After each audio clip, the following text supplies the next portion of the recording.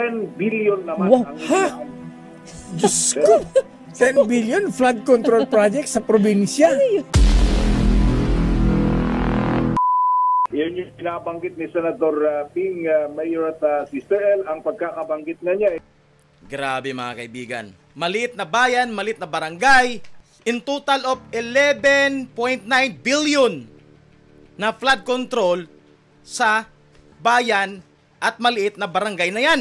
Alamin natin ang latest mula sa Senado. Ang latest sa Senado, may pagpapaliwanagin yung mga opisyal na naglaan ng bilyones sa flood control projects. Nako po, Lakay, eto na. sana mahuli na yan. Pagpapaliwanagin daw yan ni Senator Ping Lacson. Aray, yan po. Yun na nga po mga kaibigan, magkaroon ng pag-imbestiga regarding sa mga flood control na ang laki ng mga budget. Ang masama pa nito mga kaibigan, ang mga budget na ito ay hindi dumaan sa tamang proseso dahil po ito ay ipinasok sa insertion. Singit! Mga budget na singit mga kaibigan, yan po ang ating alamin sa balitang ito. Balita mo, Arch. Ipatawag sa Senado ang mga Yes. yan. Ayan, at saka nagtatabo ng refrigerator sa sofa sa estero. Ha? Alamin nga natin ang update mula sa Senado. RH28, Raymond Adpaas. Lakay Raymond. Elaine, Mayor, pagpapaliwanagin ang mga opisyal ng gobyerno na naglaan ng bilyones na pondo para sa mga flood control projects sa 2025 national budget. Ito ang deklarasyon ni Senador Panfilo Ping Lacson na kasabay nitong matinding pagbaha na ating nararanasan sa ngayon. Dahil dito ay inaabisuhan na yung mga opisyal na sangkot dito. Kailangan daw magpresenta. Ang tanong nito mga kaibigan, mahuli na kayang mga buaya na yan? O hanggang we end up pa rin sa hanggang investigasyon lang? Walang mananagot, walang makukulong. Yan tayo eh. Ang mga ito ng mga datos at pag-aaral na pinagbatayan kung bakit napakalaking pondo ang inilaan sa isang lugar. Ayan. Binanggit ang isang maliit na barangay sa Oriental Mindoro na pinaglaanan ng 1.9 billion pesos na Wow. flood control. Grabe. Saan yan? Saan yan? Take two nga, Raymond. Saang lugar yan? 1.9 billion? Saang lugar yan? Isang maliit daw na barangay sa Oriental Mindoro. Grabe Opo. naman. Isang maliit na barangay? Isang maliit na 1.9 barangay, billion? 1.9 billion? Diyos Ang tanong, sino ang congressman dyan? ko. Ano yun? At maliban dyan, meron din daw isang bayan dyan din sa Oriental Mindoro na 10 billion naman Wow. ang Wow. inilaan. Diyos ko. 10 billion flood control project sa probinsya. Grabe naman yun. Yan yung pinabanggit ni Senator Ping, Mayor at Sister El, ang pagkakabanggit na niya. Kaya pala mga kaibigan, sa laki ng skandal sa flood control na yan, tahimik ang Kamara. At ngayon sumisingaw na ang mga isyu mga kaibigan, katulad sa gustong paimbestigahan ni Senador Panfilo Lacson. Maliit na barangay, maliit na bayan, pero tumututal sa humigit na 11.9 billion pesos para lang sa flood control sa maliit na bayan. Di ba napakalaking big question? Bakit napakalaki ang budget sa lugar na yan? Yung mga ganitong klase daw ng mga proyekto, ang nag-uusap sa mga ganito yung contractor at saka congressman. Nako po, Kung minsan sino ngayon ang congressman dyan? Sino ang kontraktor? Di dapat yan ipatawag. naman, yung congressman, kausap niya yung sarili niya dahil siya din yung contractor. Yon ang malaking problema dyan. Congressman na, kontraktor pa, ay, yari tayo dyan. Ayos. Ang tawag doon, sariling sikap. Nako po, Walang tapon. ala. Ang laki naman nakita. Ayaw man lang makurutan. Nako po. Kaya ang mangyari dyan mga kaibigan, magkaalaman na yan sa pagdating ng 20th Congress sa Senado. So, abang-abangan natin mga kaibigan sa August, maraming hearing tayong aabangan regarding sa mga isyong ito. Isa na itong flood control issue, napakalaking budget. Ang questionable kasi dyan mga kaibigan, insertion kasi siya. Insertion siya na proyekto. Kaya aabangan natin kung higpitan ang investigasyon sa isyong ito. Grabe naman yun. Ang sisiba naman ng mga yan. Abay, pero ang siba. tanong, Raymond, paano kung si Congressman ang may project tapos siya ang kontraktor? Nako po. Pwede ba ipatawag ni Senator Ping sa Senado yan? Ayan. Ayun siguro yung kanilang titignan, Mayor, kung paano yung proseso nito. Parang ang pagkakasabi talaga kasi dito is kailangan kung hindi nila maipaliwanag. Dahil ang problema daw dito, Mayor, kung minsan, ang laki-laki nung inilalaan sa isang bayan, hindi daw alam ng mga line agency. Nako po. Hindi na lang malaman nila dahil ito ay mga congressional insertion. Nako po. Yun ang nangyayari. Congressional insertion pala yan. In other words, mga kaibigan, walang alam ang DPWH sa budget na yan. Or hindi talaga dumaan sa BICAM. Kumbaga, walang nangyaring debate sa budget na yan kasi insertion siya eh. Kaya yan ang dapat alamin. Tsaka dapat, yung mga insertion na yan, ipagbawal na sana or sino kaya ang maglakas loob na harangan yung mga insertion na yan. Ayan. Pwede rin natin masabihin na nakalusot kasi bago pinirmahan ng presidente, binasa ba? Bago naging batas yan. Binasa ba talaga? Bakit nakalusot? Ang ganyang klaseng mga insertion na billion po. Hindi lang milyon. Billion. Sa proyektong, nakita ba natin? Mga proyekto na prone sa anomalya. Ano yon? Yung mga flood control. Prone po yan sa anomalya ang kanyang klaseng mga proyekto. Kasi pag matamaan na ng baha, nawala na ang proyekto. So, wala ka ng question. Kasi naano ng baha eh. Oh. Pero ang tanong, durable ba ang pagkagawa ng proyekto yan? Example na natin yung pinakita na ebidensya ni Senador Rodante Marcolita na gumawa sila ng dike ng harang para sa overflow, pero ang nipis lang pala ng simento at mga bato at wala pang bakal.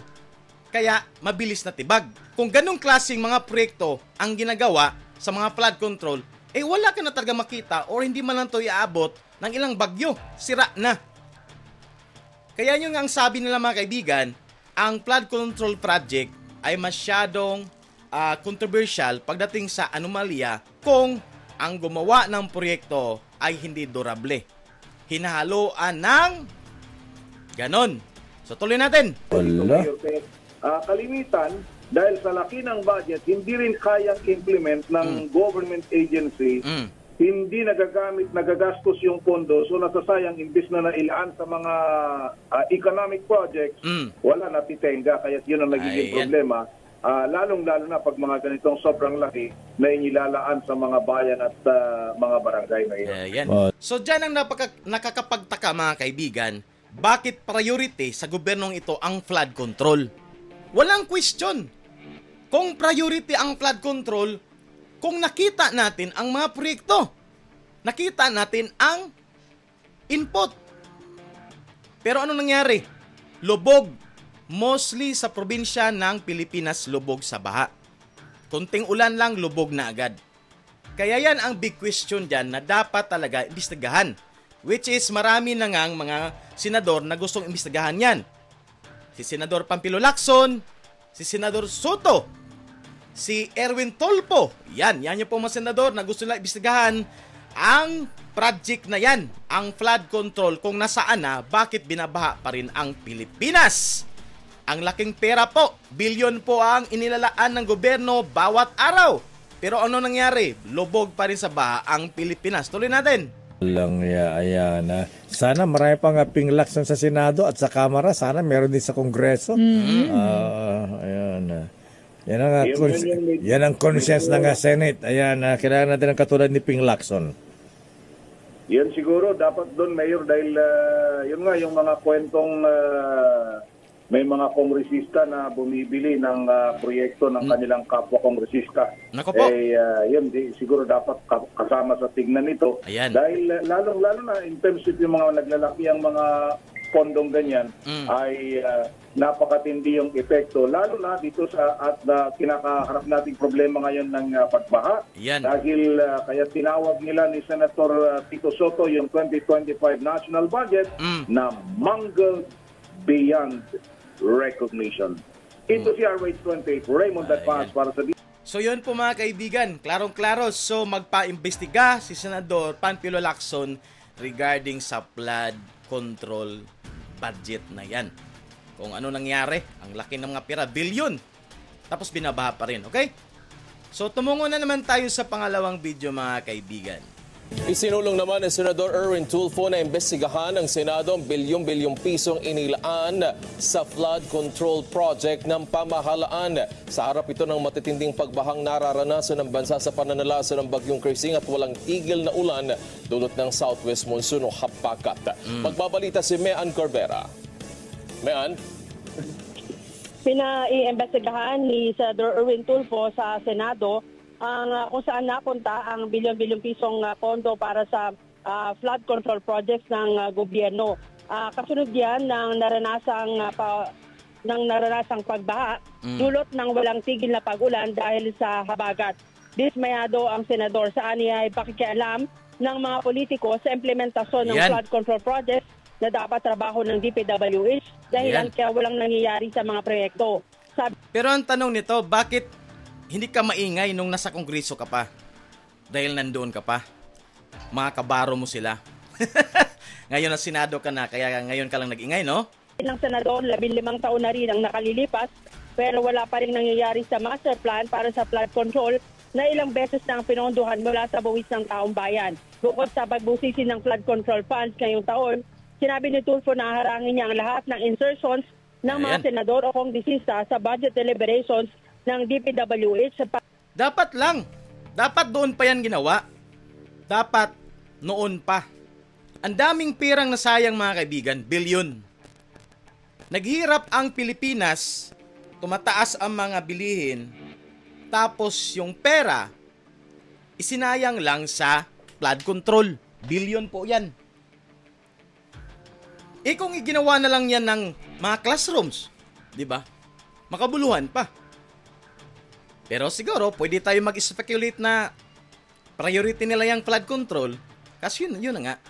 Doon madaling ganon. Diba? So sana yung investigasyon na gagawin ng Senado ay magkaroon ng makabuluhan, mapanagot ang mga korap. No? Mapanagot. Focus lang kayo lagi sa Vice President Duterte. Dapat tama yan. Kung sino mga involved dyan na mga crooks, dapat mapanagot. Kasi nangyari yan dati, nagpa-imbestiga si Senador Bong Revilla. Walang pangil. Ang gusto pa nga niya dagdagan daw ang budget para magawa talaga daw ang proyekto nila. Ganun lang ang solusyon sa committee na yon. Wala talaga. Wala kang makita na pagpupuna na saan na itong mga proyektong ito, bakit binabaha pa rin. Ipakita nyo mga ebidensya or else meron talagang nag-imbestiga o nag-check sa mga proyekto nyo kung nasaan nakalagay. Dapat ganun. Pero walang nangyari sa investigasyon na yon. So ngayon, dito na, magpa-imbestiga si Senador Panfilo Lacson, si Senador Soto, si Erwin Tulfo. I'm sure yan. Magkakaalaman na yan mga kaibigan. Sana may managot. Para sa 2026, hindi niya makatarungang nagpapasara o nagpapasasa ang mga politiko sa pondo samantalang ang mga kababayan patuloy na lumulubog at namamatay dahil sa epekto ng pagbaha. Correct. Narito ang bahagi ng pahayag ni Senador Erwin Tulfo. Kasi ang totoong flood control, dapat hindi politiko ang nag-i-implement. It should be the public works and highways should be implementing flood control. Anong kinalaman ng pag-pragis sa politiko na mag-flood control sila? Sila nga, DPWH ba sila? And I'm talking to everybody. Pare-pareho tayo mga politiko na ito. Yan, birahin mo. Pakita mo ang tapang mo. Kung ano yung pinakita mo dati nung nasa media ka pa, dapat ganun. Walang kinikilingan, birahin mo. Kung mali, mali. Huwag mong gayahin yung kapatid mo, si Rapi Tulfo, na tamimi ngayon sa Senado. So, titingnan natin to si Erwin Tulfo mga kaibigan. Kung may totoong bayag ba talaga to. Birahin ang dapat birahin. Ayan. Congressman, Senador, why don't we put our heads together? Hayaan natin ang public works to do the job. Malungkot sabihin pero napupunta sa bulsa eh. Yan! Tama! Malungkot sabihin puro napupunta sa bulsa eh. Grabe mga kaibigan, no? Kahit alam na natin na gano'n ang nangyayari, pero ang hirap pa rin habulin para managot, no? Kawawang Pilipinas mga kaibigan. Kawawa. Klaro na eh. Pero wala kang magawa. Wala kang mapakulong. 'Di ba? Tapos, ang nangyayari pa, ang pinag-iinitan, yung mga politiko na gumagawa ng mabuti. At isa na dyan, si BP Sara. Sinisingle out pa ng mga crooks na yan. Hindi ba kayo nahiya? Di ba? Sinisingle out nyo ang vice presidente. Mga korap. Ano ngayon yung nangyari ngayon sa congressional insertion na yan? Ang laki ng question ng taong bayan. Nasaan na ang flood control? So I'm hoping mga kaibigan magkaroon ng positive impact ang gagawing investigasyon ng Senado at managot talaga ang dapat managot. For the first time, sana meron talagang korap at napatunayan at mapakulong. Gamitin ang totoong political will, kagaya sa ginagawa ni Tatay Digong noon. Walang sinasanto. Oligarchs ka o ano, kung may ginawa kang mali, bibirahin ka. Dapat ganun. Which is yun ang nakakamiss mga kaibigan na leadership ng isang politiko. Pero alam naman nating may susunod dyan, which is si Vice Presidente Sara Duterte.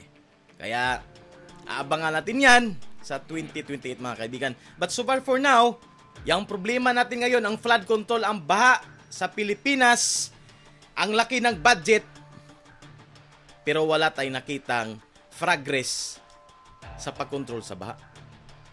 Kaya dapat yan, imbestigahan. At dapat higpitan ang investigasyon. Samantala, kanina namahagi ang senador ng hot meal sa Dibapang Supply para sa pangailangan na may 5,000 residente ng Barangay Tatalon na nananatili pa rin sa mga evacuation centers dahil sa epekto ng pagbaha sa Quezon City. Hindi pa sila pinapayagang makabalik sa kanilang mga tahanan dahil sa napapatuloy na pag-ulan dulot ng bagyong Dante. Ayan. So yan po mga kaibigan. Yan po.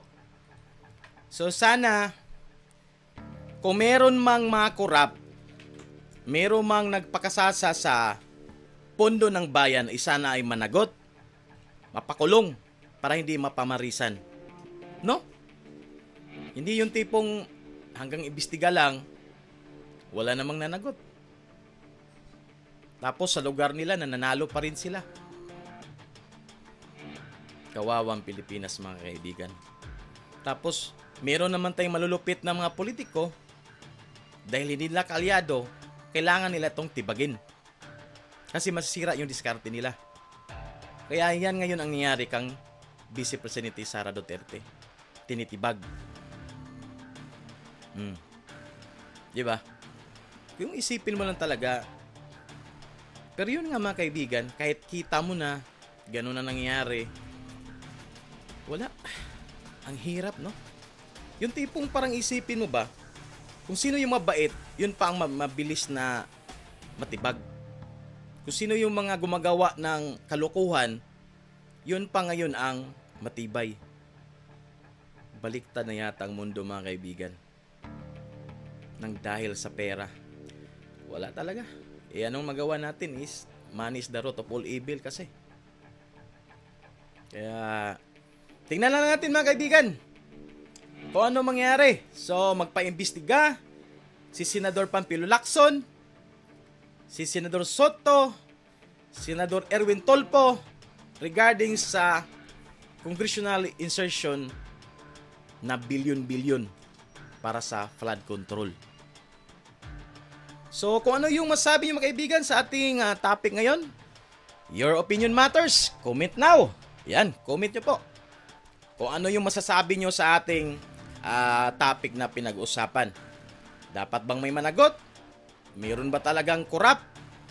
So yan po yung video natin sa araw na ito mga kaibigan. I hope nag-enjoy kayo. Kung nag-enjoy po kayo, huwag niyo po kalimutan mag-like, share, and subscribe sa ating channel. So until next time, bye-bye!